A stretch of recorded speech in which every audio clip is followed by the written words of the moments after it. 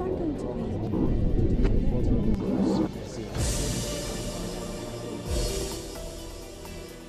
On the previous episode of Talk to Al Jazeera, Armenia doesn't want peace. They want to keep our lands under occupation forever. They don't want to change status quo.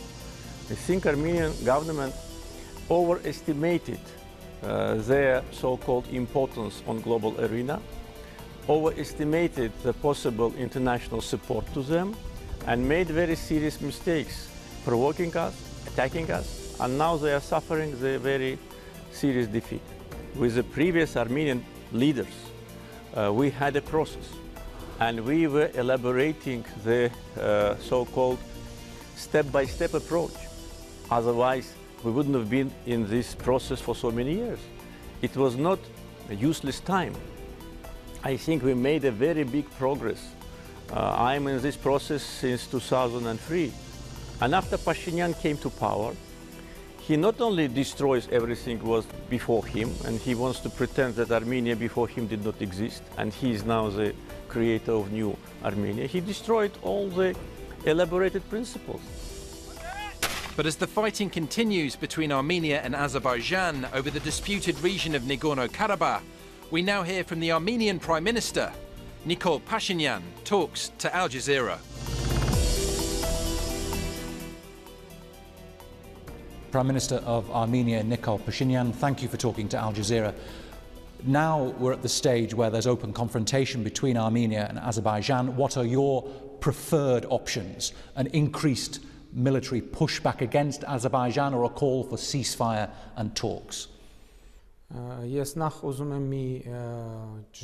would like to start off by clarifying something about your question, because in this particular case, Armenia is acting as the guarantor of security of Armenians of Nagorno-Karabakh, and Azerbaijan launched a direct attack on Nagorno-Karabakh, and Armenia has certain obligations to provide the security of Nagorno-Karabakh, and in this context, Azerbaijan also started to strike settlements in the Republic of Armenia and the civilian population in the Republic of Armenia.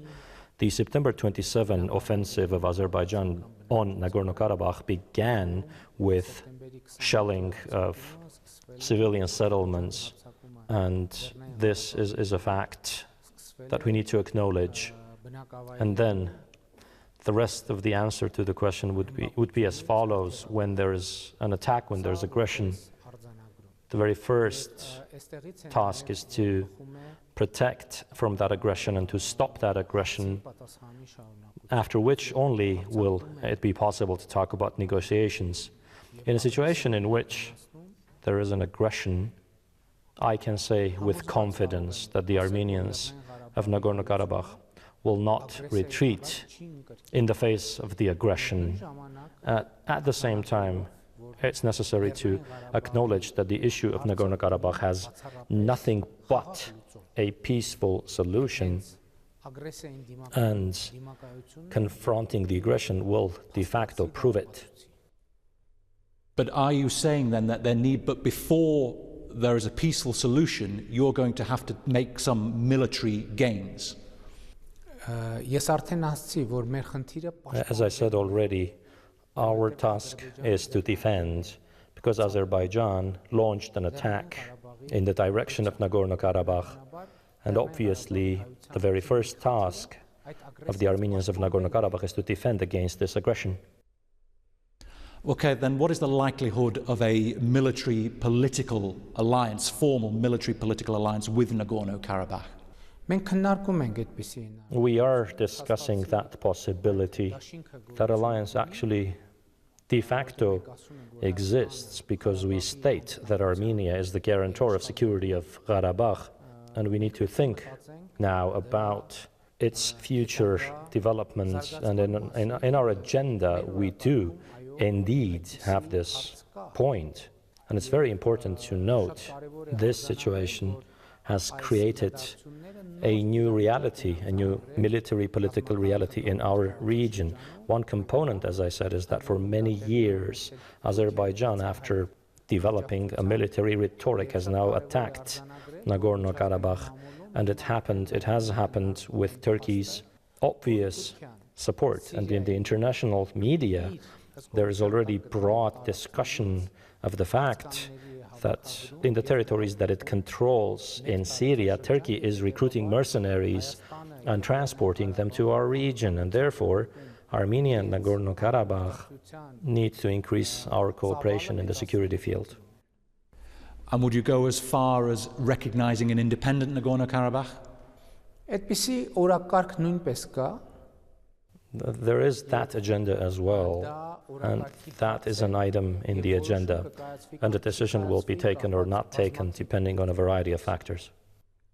You mentioned Turkey in your answer there, and yes, Turkey has now come out firmly on the side of Azerbaijan, says it will support Azerbaijan and has criticized your approach to Azerbaijan. But do you have evidence really that Turkey is going as far as supplying mercenaries?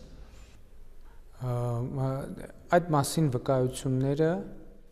evidence of that is appearing in the international media day after day, one after another, in reputable sources such as The Guardian, Reuters.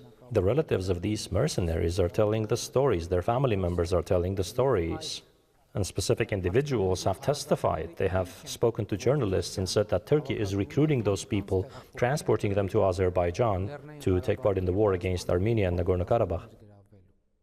Let me repeat something to you written by Richard Kauslerich, a former US ambassador to Azerbaijan. He said this when this conflict started. He said the poor people of Armenia and Azerbaijan are paying for the price of uninspired leadership in Baku and Yerevan that refuse to seize opportunity after opportunity to peacefully deal with the conflict regarding Nagorno-Karabakh. Is he right? What could you have done differently to prevent this happening? You know, essentially everything that needed to be done has been done.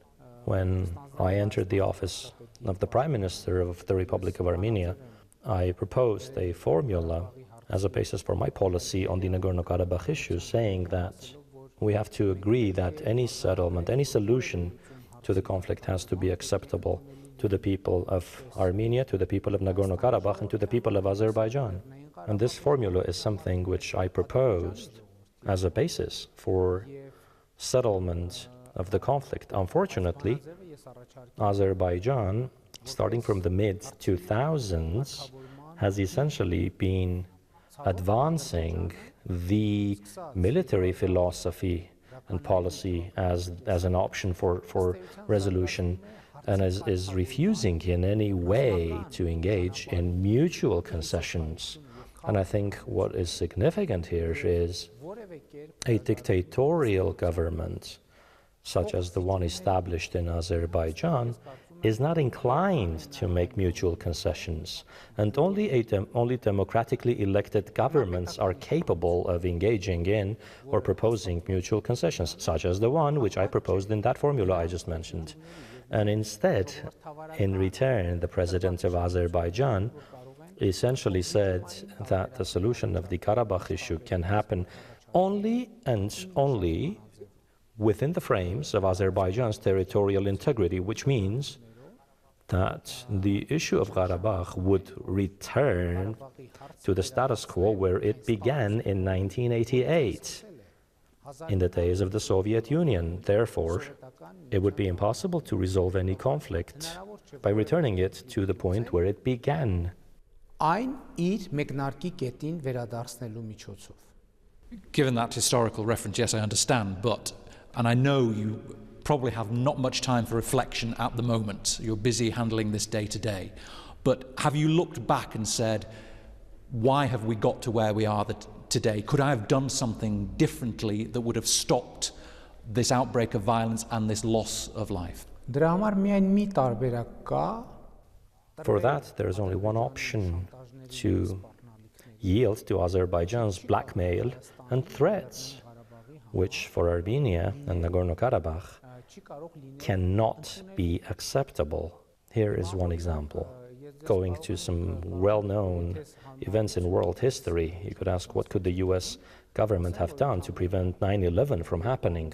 And if this comparison seems to you like an exaggeration, I would tell you that just 2 months ago, official representative of the Azerbaijani Ministry of Defense threatened to strike the Armenian nuclear power plant. What needs to be done? What is it that needs to be done to keep somebody from uttering those threats? Well, look, when you came to power after the Velvet Revolution, particularly from Azerbaijan, we were hearing there were high hopes that after your predecessor there would be a move towards peace, and it's just not happened. You have, well, from their perspective, not delivered what they hoped you would. After the revolution that took place in Armenia, there was a lot more hope in Azerbaijan that the wave of democratization would also reach Azerbaijan. But those hopes were not fulfilled because the president of Azerbaijan continuously uses the Karabakh issue to justify his dictatorial rule. When the Velvet Revolution happened in Armenia, in Azerbaijani society, more hope emerged that a similar revolution would also occur in Azerbaijan. But to prevent that revolution and to carry on with the dictatorial rule, Azerbaijan intensified its bellicose rhetoric, which led to today's situation. You've been on the phone a couple of times with Vladimir Putin. How have those conversations gone? Can you let us into the tone, the measure, the content of those conversations? Over this time, I've had phone calls with the President of France, the Chancellor of Germany, with the President of the Islamic Republic of Iran, with the UN General Secretary, twice with Vladimir Putin. I had 2 phone calls, but I think I will be having more phone calls with the French President and other leaders, and we discuss the ongoing situation. We discuss the development of events, and we discuss the possibilities of our cooperation in that respect. But the one that matters is Vladimir Putin. What he thinks, what he says, is the one that matters most to you, isn't it? Russia is a co-chair country of the OSCE Minsk group, and with Russia, Armenia has deep partnership in the security field, including the fact that there's a Russian military base in Armenia, and there are certain treaties in effect, which are in force, in effect, and perhaps the agenda of our discussions is more diverse in that respect. Well, do you want Moscow to be neutral? For Azerbaijan, they have had Recep Tayyip Erdogan has clearly stated his support for Azerbaijan. Would you like to see something similar come from Vladimir Putin in your favor?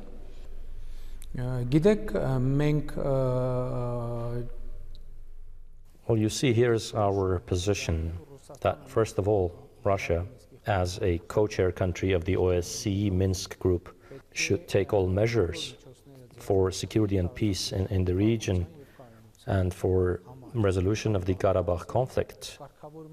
Russia has with Armenia commitments in the security field, and to be precise, cooperation in the security field, and that is one of the items in our agenda. Would you want to see Russian peacekeepers, for example, in Nagorno-Karabakh? Well, you see, those issues could be discussed in the context of the wider resolution within the OSCE Minsk Group co-chairmanship. President Aliyev says that you've been provoking him. You've been allowing the Armenian diaspora to settle in Nagorno-Karabakh. You've been encouraging it. He's been left with no option. They have this long list of grievances. It's their territory. You've done nothing to try and resolve this conflict. So that is why we are where we're at today. Look, you see, those allegations of the Armenian government resettling people from the diaspora in Artsakh are groundless allegations for two reasons. Firstly, the Armenian government has got nothing to do with Nagorno-Karabakh's territorial development. And secondly, from Armenia and from Nagorno-Karabakh for many years, many Armenians emigrated from their homes. And those people have lived in different parts of the world, in Russia, in Europe, in the Middle East, in the United States of America. And I do not preclude that some of those people might return to live in their homes. To portray it as something unusual would be illogical. Provocation, not unusual. The president says it's not unusual to allow people to go back. It's a provocation. You're provoking.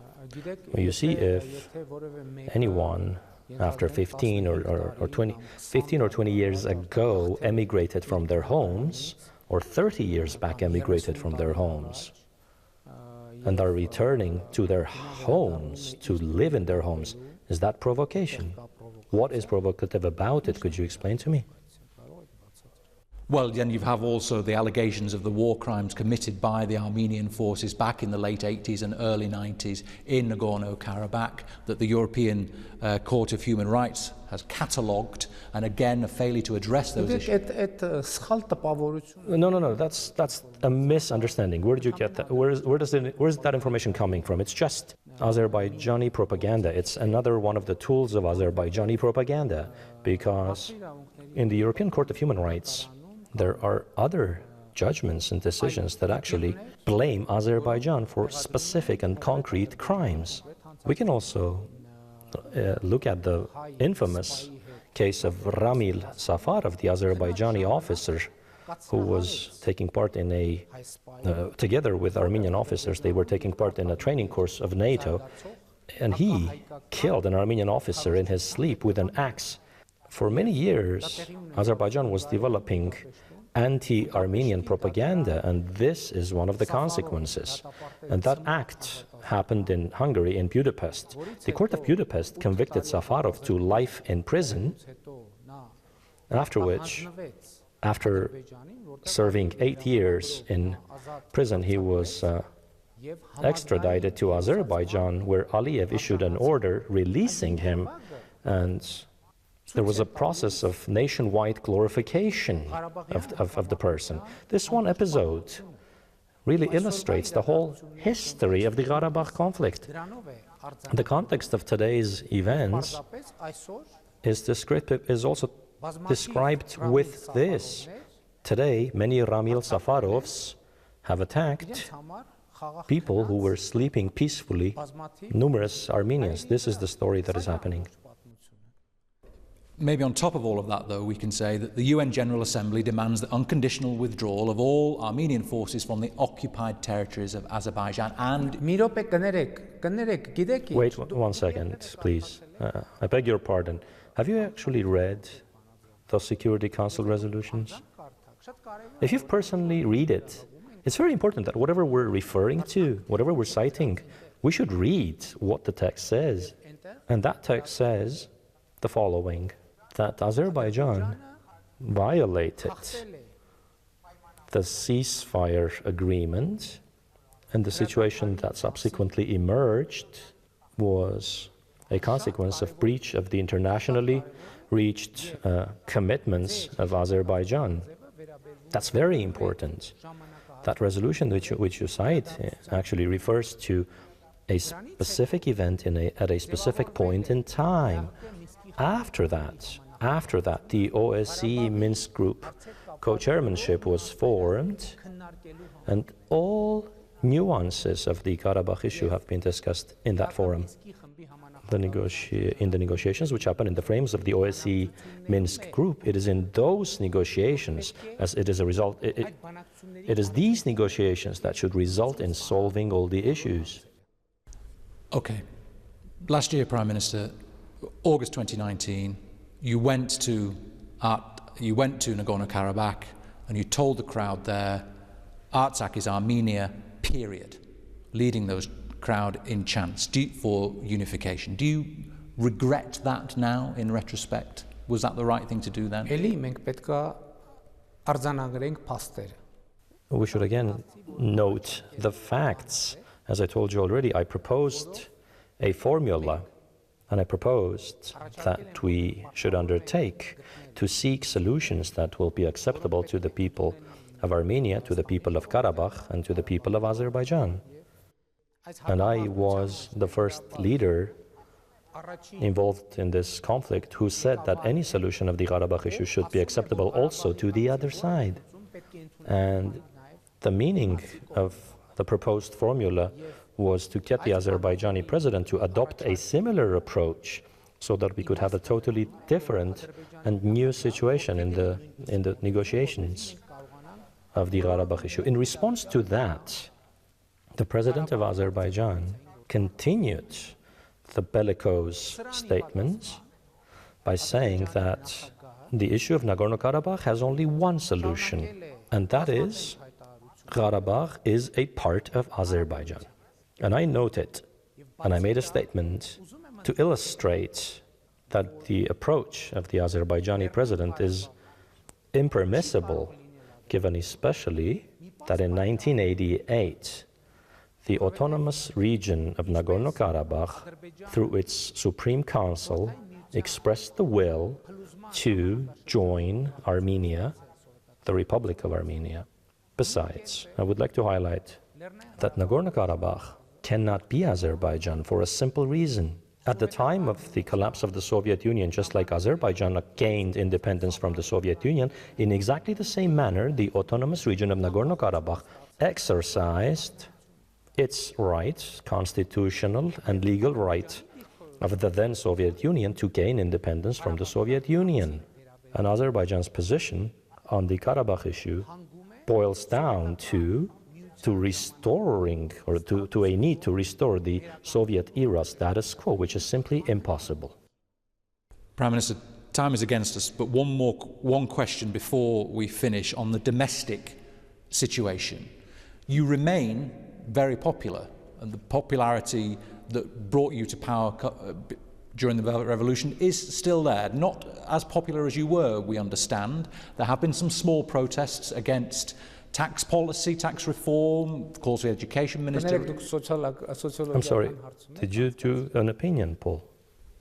No, I'm just reflecting what we've seen in local coverage. You are popular, I give you that, Prime Minister. You remain very popular. No, I'm not insisting. I'm just trying to say that the protests happened the day after I was elected Prime Minister. So, oh, by the way, in a democratic society, protests, demonstrations, assemblies are not strange. It would be good, for instance, if Azerbaijan had protests under the same circumstances, in the same environment as Armenia. Let me just very quickly finish the question, though, the point being that, and also we have to mention that the COVID infection rate is very high here, and you've had a big challenge getting on top of that. The question is, do you worry for your own popularity that if you mishandle this conflict, if it doesn't go your way, then you yourself are going to suffer in your position as Prime Minister? Well, you see, I reached the position of the Prime Minister not to defend my popularity, but to serve the national interests of my country and my people, and to defend the dreams of my people and my country. So along this path, I'm absolutely not interested in my person. Prime Minister of Armenia, Nikol Pashinyan, thank you very much for talking to Al Jazeera. Thank you.